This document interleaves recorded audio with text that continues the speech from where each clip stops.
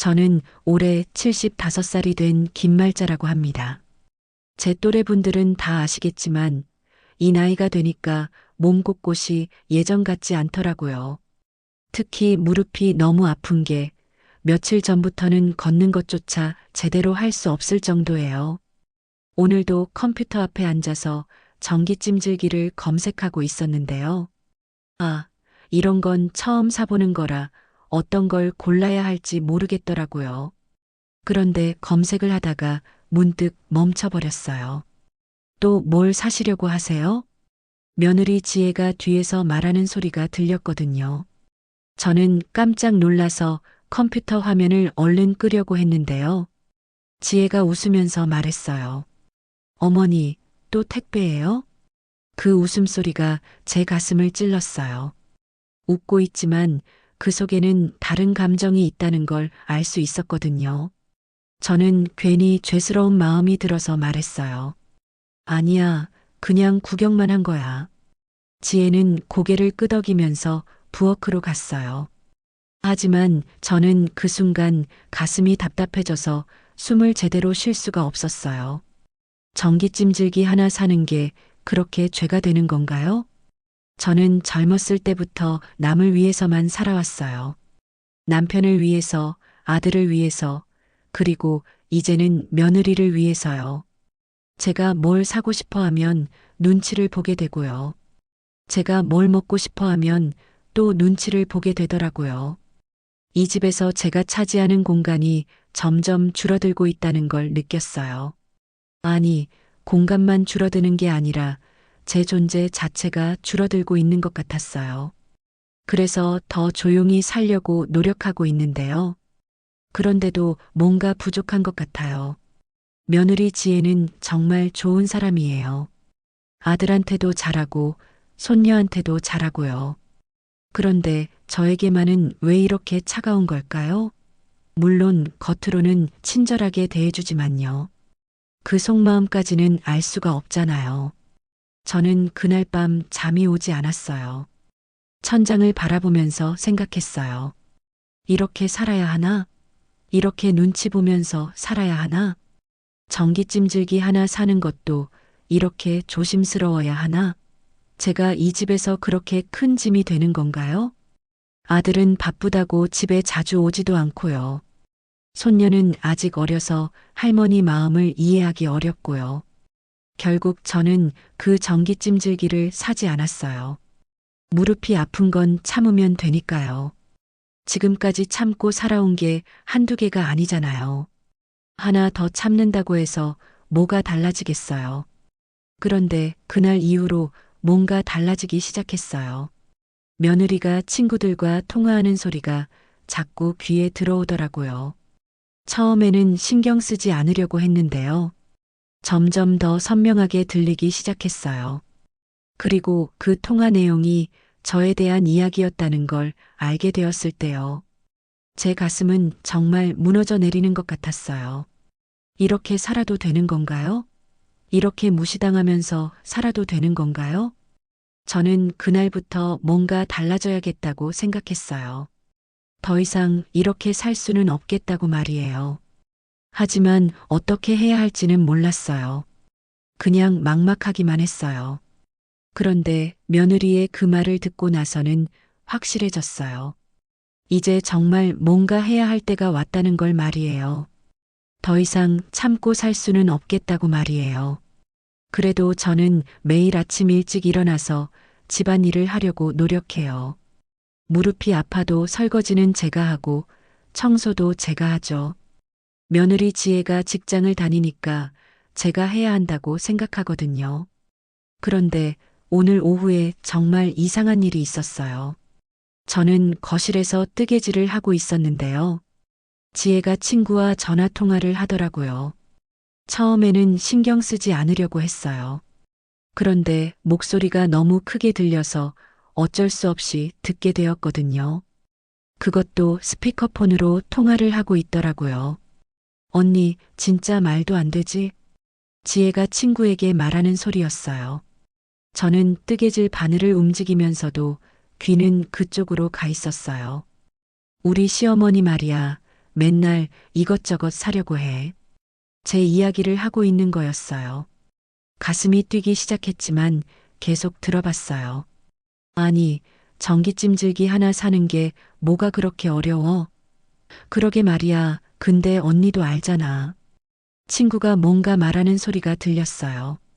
그런데 다음에 나온 지혜의 말을 듣고 저는 정말 충격을 받았어요. 솔직히 말하면 우리가 이 집 보고 들어온 거잖아. 실뭉치가 바닥에 떨어졌어요. 제 손이 떨려서 잡고 있던 것을 놓쳐버린 거예요. 하지만 지혜는 계속 말을 이어갔어요. 그 집 진짜 좋잖아. 강남이고 평수도 크고. 근데 시어머니가 너무 오래 사시는 거야. 저는 숨을 쉬기가 힘들어졌어요. 제가 너무 오래 산다고요? 제가 방해가 된다는 말인가요? 언니, 솔직히 말해도 돼? 응, 말해봐. 곧 죽을 것처럼 해서 들어왔는데 아직도 멀쩡하시잖아. 그 순간 제 머릿속이 하얘졌어요. 곧 죽을 것처럼 해서 들어왔다고요? 제가 언제 그런 말을 했나요? 아, 그때 병원에서 검사 받으실 때 말이야. 무릎 수술 때문에 입원하셨을 때 있잖아. 그때 진짜 위험해 보였는데 저는 그때를 기억했어요. 무릎 수술을 받았을 때 정말 힘들었거든요. 그런데 그걸 이용해서 이 집에 들어왔다는 거예요? 근데 지금은 완전 회복되신 것 같은데? 맞아. 그래서 더 답답한 거야. 콩고물이라도 떨어지면 좋겠는데. 콩고물이라고요? 제가 콩고물인가요? 제 재산이 콩고물인가요? 친구가 웃으면서 말했어요. 그래도 언니 참아야지. 시어머니가 돌아가시면 다 언니 것이잖아.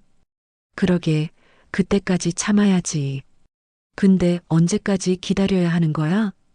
저는 더 이상 들을 수가 없었어요. 조용히 자리에서 일어나서 제 방으로 갔어요. 다리에 힘이 빠져서 비틀거렸지만 어떻게든 방까지 갔어요.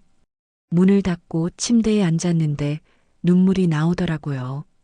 이렇게 살아도 되는 건가요? 제가 이렇게 무시당해도 되는 건가요? 저는 이 집을 위해서 평생을 살았어요. 남편이 돌아가신 후에도 아들과 며느리를 위해서 살았고요. 그런데 제가 방해물이라는 거예요? 제가 죽기를 기다리고 있다는 거예요? 그것도 제 재산 때문에요? 정말 믿을 수가 없었어요. 그날 밤 저는 잠을 못 잤어요. 지혜의 그 말들이 계속 머릿속에서 맴돌았거든요. 곧 죽을 것처럼 해서 들어왔다는 말이요. 콩고물이라도 떨어지면 좋겠다는 말이요. 아침이 되어서 지혜가 아침 인사를 했을 때도요. 어머니, 주무셨어요? 그 친절한 목소리가 이제는 가짜로 들렸어요. 응, 잤어. 저는 짧게 대답하고 부엌으로 갔어요. 아침 준비를 하면서도 계속 생각했어요. 이제 어떻게 해야 할까요? 어떻게 살아야 할까요? 그런데 이상하게도 마음속에서 뭔가 올라오는 게 있었어요. 분노였을까요? 아니면 오기였을까요? 저도 제대로 알 수는 없었지만요. 분명한 건 뭔가 달라져야겠다는 생각이었어요. 그 일이 있고 난 뒤 사흘이 지났어요. 저는 며느리의 말이 계속 머릿속에서 떠나지 않더라고요. 그래서 결심을 했어요. 이제 정말 뭔가 해야겠다고 말이에요. 서랍 깊숙한 곳에서 오래된 수첩을 꺼냈어요. 남편이 살아있을 때 쓰던 수첩이었거든요. 그 수첩에 계획을 세우기 시작했어요. 첫 번째로 써내려간 건 유언장 작성이었어요. 두 번째는 기부처 탐색이었고요. 세 번째는 병원 검사였어요. 며느리가 저를 곧 죽을 사람으로 생각한다면요. 그 생각대로 해주는 것도 나쁘지 않겠다 싶었거든요. 물론 진짜로 죽을 생각은 없었어요. 다음 날 아침 지혜가 출근하고 나서 바로 움직였어요. 먼저 동네 병원에 갔어요. 의사 선생님께 몸이 많이 안 좋다고 말씀드렸죠. 요즘 어디가 아프세요? 전체적으로 기운이 없고 밥맛도 없어요. 그리고 가슴이 답답하고 숨이 차요. 사실 거짓말은 아니었어요. 며느리 때문에 정말 그런 증상들이 있었거든요. 의사 선생님은 정밀 검사를 받아보라고 하시더라고요. 혹시 모르니까 큰 병원에서 검사 한번 받아보세요. 나이가 나이이니까 조심하셔야 해요. 집에 돌아와서 지혜에게 말했어요. 지혜야, 병원에서 정밀 검사 받으라고 하네. 지혜는 설거지를 하다가 돌아봤어요. 어머니, 어디가 아프세요? 그런데 그 표정에서 진짜 걱정은 보이지 않았어요. 오히려 뭔가 기대하는 듯한 눈빛이었어요. 몸이 전체적으로 안 좋다고 하네. 큰 병원에서 검사 받아야 한대. 아, 그러세요? 그럼 제가 병원 예약해 드릴게요. 지혜는 그날 저녁에 남편한테 전화를 했어요. 저는 제 방에 있었는데 목소리가 들렸거든요. 여보, 어머니가 병원에서 정밀 검사 받으라고 했어. 응, 몸이 많이 안 좋으신 것 같아. 그리고 며칠 후에 정말 놀라운 일이 일어났어요. 지혜가 블로그를 시작한 거예요. 제목이 참 기가 막혔어요. 시어머니를 돌보는 며느리의 일상. 저는 그 블로그를 몰래 봤는데요. 정말 어이가 없더라고요. 시어머니께서 갑자기 몸이 많이 안 좋아지셨어요. 병원에서 정밀 검사를 받으시게 되었는데 많이 걱정됩니다. 하지만 끝까지 정성을 다해 모시겠습니다. 댓글들도 가관이었어요. 정말 효부시네요. 요즘 이런 며느리 없어요. 어머니가 복이 많으셔서 좋은 며느리 만나셨네요. 저는 그 글을 보면서 소름이 돋았어요. 이게 정말 저를 위한 걱정인가요? 아니면 다른 목적이 있는 건가요? 그 후로 지혜의 행동을 더 자세히 관찰하기 시작했어요. 제가 기침을 하면 얼른 달려와서 등을 두드려주고요. 제가 밥을 적게 먹으면 걱정스러운 표정을 지어요. 그런데 그럴 때마다 휴대폰으로 사진을 찍더라고요. 분명히 블로그에 올리려고 그러는 거겠죠. 병원 검사 결과가 나왔는데 별다른 이상은 없었어요. 다만 나이에 비해 몸이 약간 허약하다고 했죠. 충분한 휴식과 영양 섭취를 하라고 하더라고요. 지혜는 그 결과를 듣고 실망하는 것 같았어요. 다행이네요, 어머니. 입으로는 그렇게 말했지만 표정은 그렇지 않았거든요. 그날 밤 저는 수첩을 다시 꺼냈어요. 이제 본격적으로 계획을 실행할 때가 왔다고 생각했거든요. 유언장 작성 계획을 더 구체적으로 세웠어요. 하나는 지혜에게 보여줄 가짜 유언장이고요.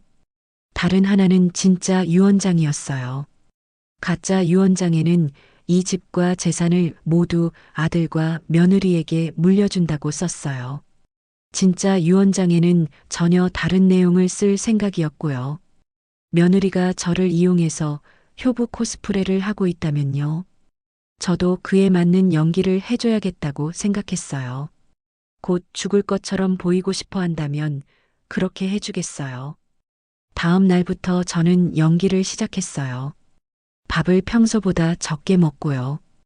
기침을 더 자주 하고요. 걸을 때도 더 힘들어하는 척 했어요. 지혜는 정말 좋아하더라고요. 제가 그럴 때마다 바로 휴대폰을 꺼내서 사진을 찍었어요. 그리고 블로그에 글을 올렸어요. 시어머니 상태가 많이 안 좋아지고 계세요. 밤낮으로 간병하느라 정말 힘들지만 최선을 다하고 있어요.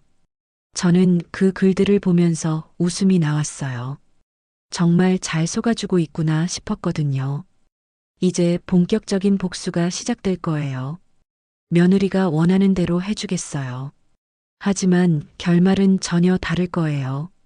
제가 아픈 척 연기를 시작한 지 한 달이 지났어요. 그런데 며느리 지혜의 태도가 점점 더 노골적으로 변하기 시작했어요. 이제는 아예 대놓고 재산 이야기를 꺼내더라고요. 어느 날 저녁이었어요. 아들이 오랜만에 집에 왔는데요. 가족이 다 모여서 저녁을 먹고 있었죠. 어머니, 요즘 몸은 어떠세요? 아들이 걱정스러운 표정으로 물어봤어요. 저는 일부러 더 힘들어하는 척했어요. 아들아, 엄마가 이제 많이 늙었나 보다. 요즘에는 정말 기운이 하나도 없어. 지혜가 그때 끼어들었어요. 어머니 정말 많이 안 좋아지셨어요. 병원에서도 나이가 나이라고 하더라고요. 그러면서 지혜는 남편을 쳐다봤어요. 뭔가 신호를 보내는 것 같더라고요. 그런데 어머니, 지혜가 조심스럽게 말을 꺼냈어요. 혹시 집 관련해서 정리하실 생각은 없으세요? 저는 속으로 웃었어요. 드디어 본색을 드러내기 시작하는구나 싶었거든요. 정리라니? 아, 그게 아니라요. 만약에 어머니께 무슨 일이 생기면 복잡할 수도 있잖아요. 미리미리 준비해 놓으시는 게 좋을 것 같아서요. 아들도 거들었어요. 엄마, 지혜 말이 맞는 것 같아요. 요즘 법적으로도 미리 정리해 놓는 게 좋다고 하더라고요. 저는 일부러 더 생각해 보는 척 했어요.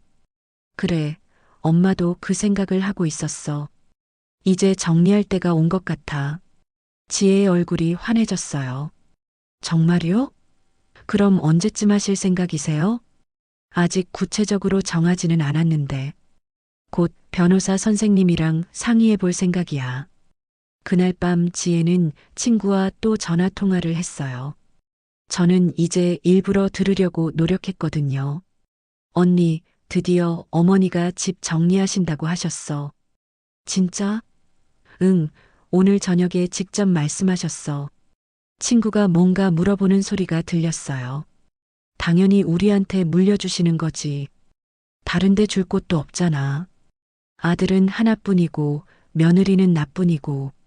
그리고 며칠 후에 더 충격적인 일이 일어났어요. 지혜가 아예 대놓고 물어보기 시작한 거예요. 어머니, 집 명의는 언제쯤 넘기실 생각이세요? 저는 차를 마시다가 멈췄어요. 이렇게 직접적으로 물어볼 줄은 몰랐거든요. 왜 그렇게 급하게 생각하니? 아, 급한 건 아니에요. 그런데 어머니 몸이 안 좋으시니까요. 혹시 모를 상황에 대비해서요. 저는 일부러 약한 모습을 보였어요. 그래, 지혜야. 엄마가 이제 정말 늙었나 보다. 곧 정리하마. 지혜는 그 말을 듣고 너무 좋아했어요. 그날 저녁에 바로 블로그에 글을 올렸더라고요. 시어머니께서 드디어 마음의 준비를 하고 계세요. 정말 마음이 아프지만 현실을 받아들여야 할 것 같아요. 끝까지 정성을 다해 모시겠습니다. 댓글들도 가관이었어요. 정말 효부세요. 시어머니가 복 받으셨어요. 이런 며느리 어디서 구해요? 저는 그 글을 보면서 정말 어이가 없었어요. 마음의 준비라니요. 제가 죽을 준비를 한다는 뜻인가요?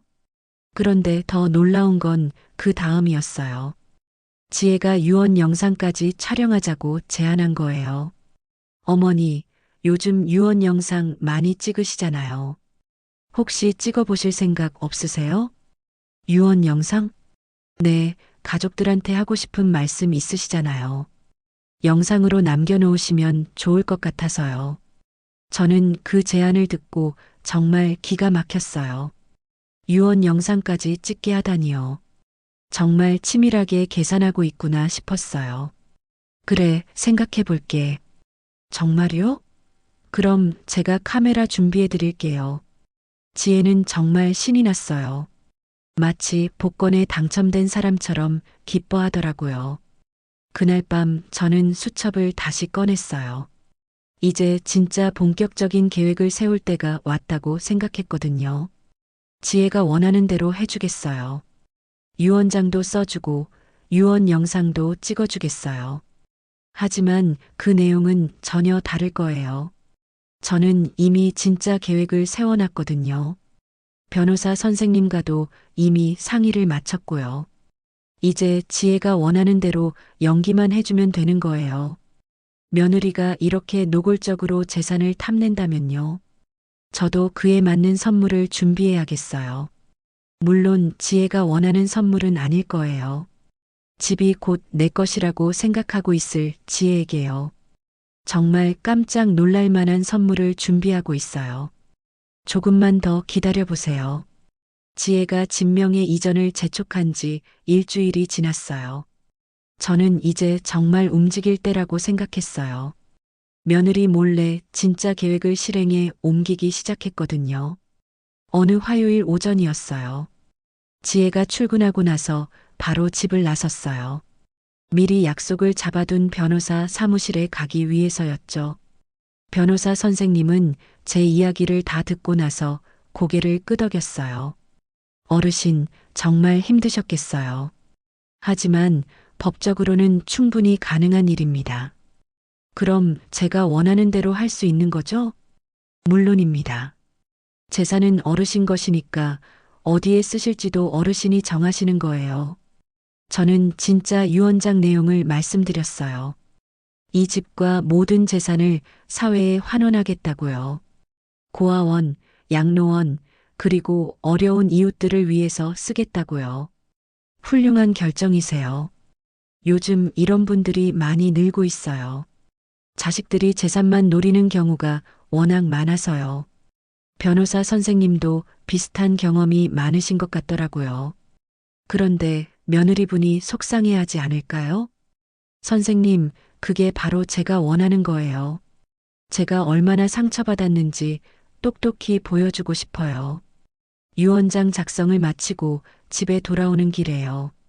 손녀 소연이한테 전화를 걸었어요. 할머니? 소연아, 할머니야. 할머니 목소리가 왜 이래요? 할머니가 너한테 부탁할 게 있어. 무슨 부탁이요? 나중에 할머니가 영상 하나를 보내줄 거야. 그때 그 영상을 가족들한테 보여주면 돼. 영상요? 무슨 영상인데요?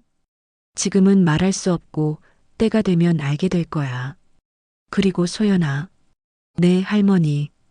할머니가 너한테 통장 하나를 줄 거야. 그 돈은 너 혼자만 써. 절대 다른 사람한테 말하면 안 돼. 할머니, 무슨 일이에요? 왜 이런 말씀을 하세요? 지금은 이해 못해도 나중에는 알게 될 거야. 할머니 말만 기억해도. 소연이는 걱정스러운 목소리로 대답했어요. 네, 할머니. 그런데 할머니 괜찮으시죠? 응, 할머니는 괜찮아. 오히려 지금이 가장 속이 시원해. 집에 돌아오니까 지혜가 벌써 와 있더라고요. 어머니, 어디 다녀오셨어요? 응, 병원에 갔다 왔어. 병원이요? 혼자 가셨어요? 지혜가 갑자기 긴장하는 것 같았어요. 혹시 제가 병원에서 다른 이야기를 들었나 싶어서 그런 것 같더라고요. 응, 혼자 갔어. 별일 없어? 그날 저녁에 지혜가 또 재촉했어요. 어머니, 유언장은 언제 쓰실 거예요? 아, 그거 내일 써볼까 해. 정말요? 그럼 제가 도와드릴까요? 괜찮아. 혼자 할 수 있어. 그런데 지혜는 계속 신경이 쓰이는 것 같았어요. 어머니, 혹시 병원에서 뭔가 다른 이야기 안 들으셨죠? 다른 이야기? 영상에서 저는 지혜의 블로그 글들을 하나하나 읽어줬어요. 그리고 실제로 제게 한 말들과 비교해서 보여줬죠. 이것이 바로 제 며느리의 진짜 모습입니다. 저를 효부라고 포장하면서 실제로는 재산만 노리고 있었어요. 그리고 마지막에 진짜 유언 내용을 발표했어요. 따라서 저는 제 모든 재산을 사회에 환원하기로 결정했습니다. 영상 촬영을 마치고 나니까 정말 속이 시원했어요. 이제 지혜가 얼마나 놀랄지 생각하니까 기대되더라고요. 집에 돌아와서 지혜에게 말했어요. 지혜야, 유언 영상도 찍었어. 정말요? 어떤 내용으로 찍으셨어요? 나중에 보면 알게 될 거야. 지혜는 그 말을 듣고 더욱 기뻐했어요. 아마 자신에게 재산을 물려준다는 내용이라고 생각했을 거예요. 하지만 곧 알게 될 거예요. 그 영상이 얼마나 충격적인 내용인지 말이에요. 그리고 진짜 유언장이 어떤 내용인지도요. 이제 마지막 단계만 남았어요. 지혜가 완전히 안심하게 만든 다음에요. 그때 진짜 폭탄을 터뜨릴 거예요. 가짜 유언장을 쓰고 일주일이 지났어요. 저는 이제 마지막 연기를 할 때라고 생각했어요. 지혜를 완전히 안심시켜서 방심하게 만들 계획이었거든요. 어느 금요일 저녁이었어요. 온 가족이 모여서 저녁을 먹고 있을 때였죠. 저는 일부러 힘들어하는 표정을 지으며 말했어요. 얘들아, 엄마가 결심한 게 있어. 아들과 지혜가 동시에 저를 쳐다봤어요. 무슨 결심이세요, 어머니?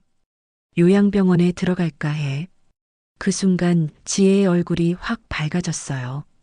정말 노골적으로 기뻐하더라고요. 하지만 금방 표정을 숨기려고 했어요. 어머니, 갑자기 왜 그런 생각을 하세요? 몸이 너무 안 좋아서 너희한테 짐이 되는 것 같아. 전문적으로 돌봐주는 곳이 나을 것 같아. 아들은 걱정스러운 표정이었지만요. 지혜는 속으로 얼마나 좋아하는지 티가 났어요. 그런데 어머니, 언제쯤 가실 생각이세요? 지혜가 조심스럽게 물어봤어요. 하지만 목소리에서 기대감이 느껴졌거든요. 다음 주쯤 알아볼까 해. 좋은 곳 있으면 바로 들어가고 싶어. 아, 그러세요? 그럼 제가 알아볼게요.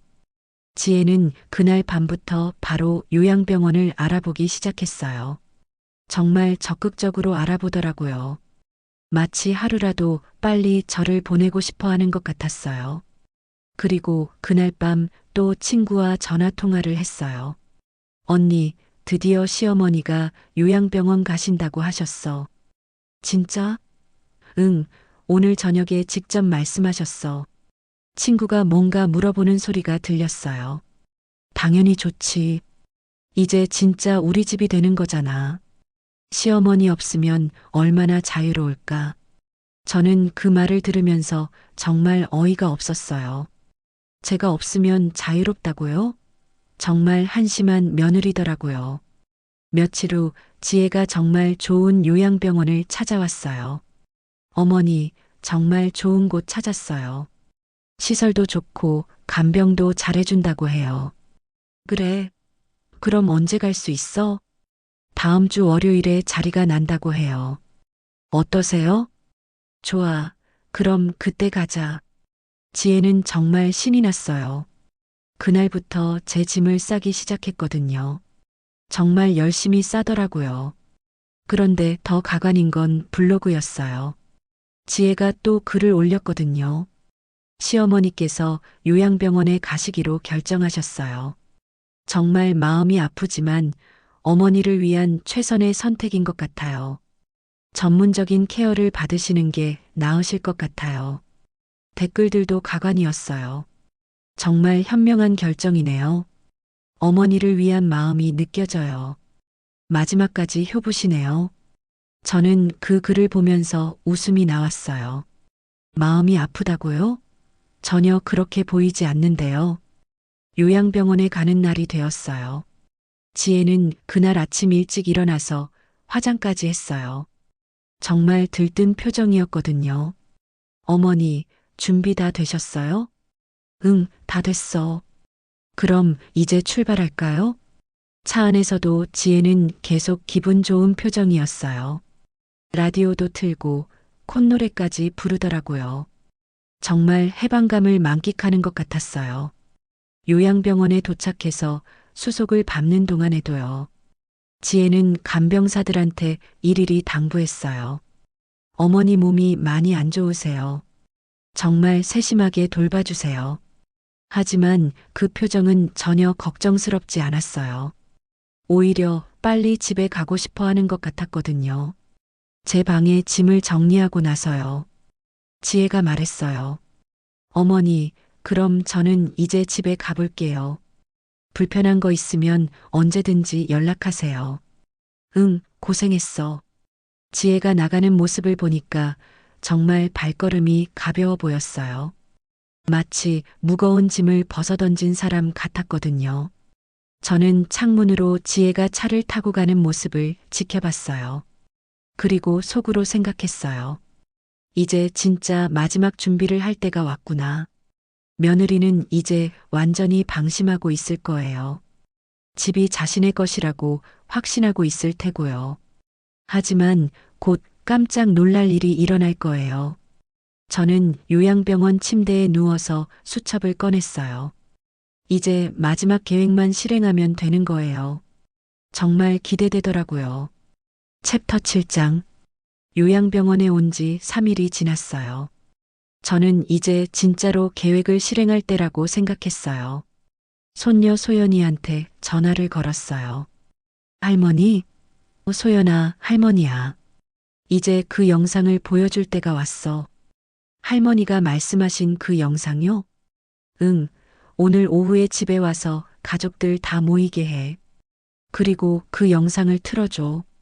네, 알겠어요. 그런데 할머니, 정말 괜찮으세요? 응, 할머니는 지금이 가장 기분 좋아.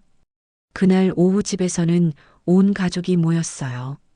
아들과 지혜, 그리고 소연이까지요. 소연이가 노트북을 켜고 영상을 재생했어요. 화면에 제 모습이 나타났을 때요. 지혜는 처음에 미소를 지었어요. 분명히 자신에게 재산을 물려준다는 내용이라고 생각했을 거예요. 안녕하세요. 저는 김말자입니다. 영상 속에서 제가 말하기 시작했어요. 오늘 이 영상을 보고 계시다는 건 제가 이미 떠났다는 뜻이겠죠. 하지만 떠나기 전에 꼭 말씀드리고 싶은 게 있어요. 지혜는 여전히 편안한 표정이었어요. 제 며느리 지혜에 대해서 말씀드리고 싶어요. 그때부터 지혜의 표정이 조금씩 변하기 시작했어요. 지혜는 여러분께는 효부로 알려져 있을 거예요. 블로그에도 그렇게 써놨거든요. 화면에 지혜의 블로그 글들이 하나씩 나타났어요. 시어머니를 정성스럽게 돌보고 있다고 썼네요. 하지만 실제로는 어땠을까요? 그 다음에 지혜가 친구와 나눈 통화 내용이 나왔어요. 이 집 보고 들어온 거잖아. 곧 죽을 것처럼 해서 들어왔는데. 콩고물이라도 떨어지면 좋겠는데. 지혜의 얼굴이 새하얘졌어요. 이건 가짜야. 하지만 영상은 계속 이어졌어요. 그리고 며칠 전에는 이런 말도 했죠. 집 명의는 언제 넘기시게요? 유언 영상도 찍어보시라고 하더군요. 아들이 지혜를 쳐다봤어요. 지혜야, 이게 정말이야? 지혜는 아무 말도 못했어요. 입만 벌린 채로 화면을 쳐다보고 있었거든요. 영상에서 저는 계속 말했어요. 이제 진짜 유언을 발표하겠습니다. 제가 써준 유언장은 가짜였어요. 뭐라고? 지혜가 소리를 질렀어요. 진짜 유언장 내용은 이렇습니다. 제 모든 재산을 사회에 환원합니다. 이 집과 예금, 모든 것을 고아원과 양로원에 기부합니다. 지혜가 벌떡 일어났어요. 안 돼. 이건 말이 안 돼. 법적으로도 이미 모든 절차가 완료되었습니다. 변호사 선생님과 함께 정식으로 진행했거든요. 지혜는 미친 듯이 소리를 질렀어요. 이건 가짜야. 할머니가 제정신이 아니었어. 법적으로 무효야. 하지만 영상은 끝나지 않았어요. 그리고 손녀 소연이에게는 따로 1억 원을 남겨둡니다. 소연아, 할머니가 너만큼은 진짜로 사랑했어. 소연이가 눈물을 흘리기 시작했어요.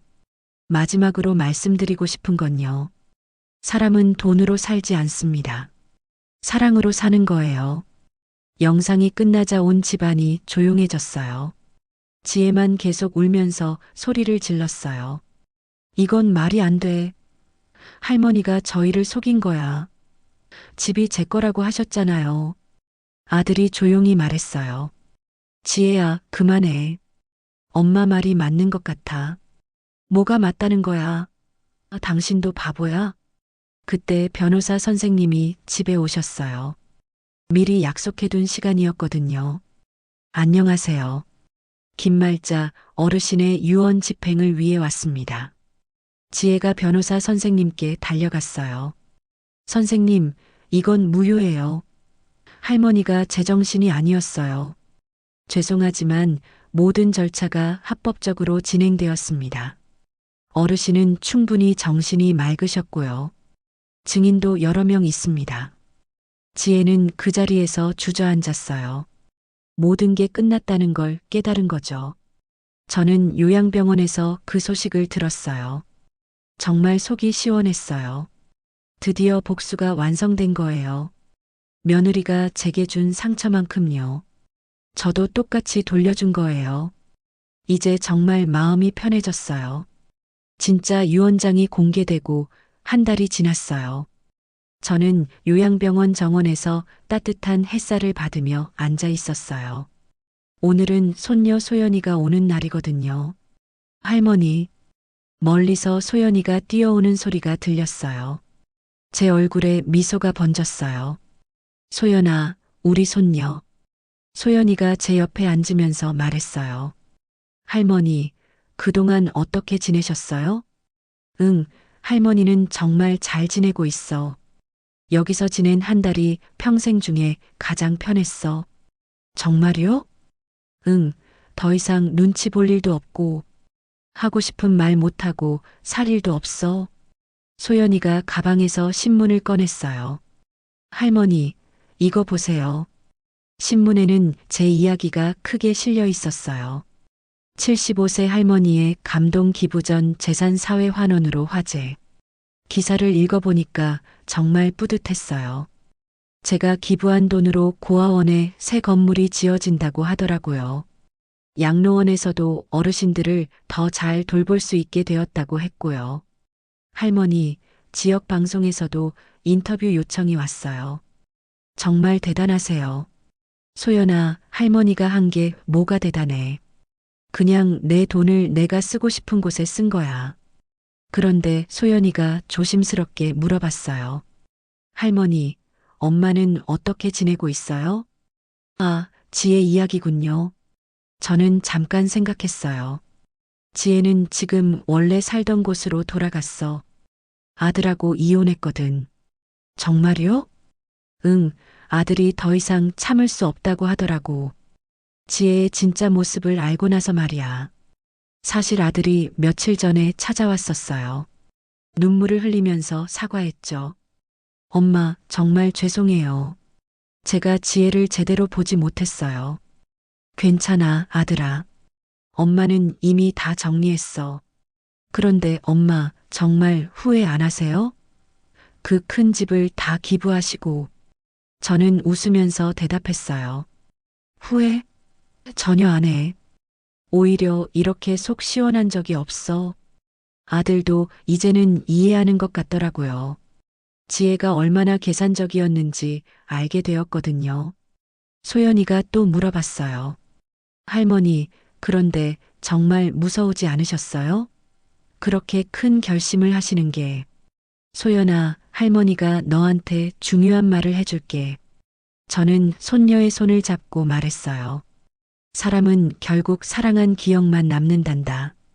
돈이나 집 같은 건 다 의미 없어. 누가 나를 진짜로 사랑했는지만 기억되는 거야. 소연이가 고개를 끄덕였어요. 그래서 할머니는 후회하지 않아.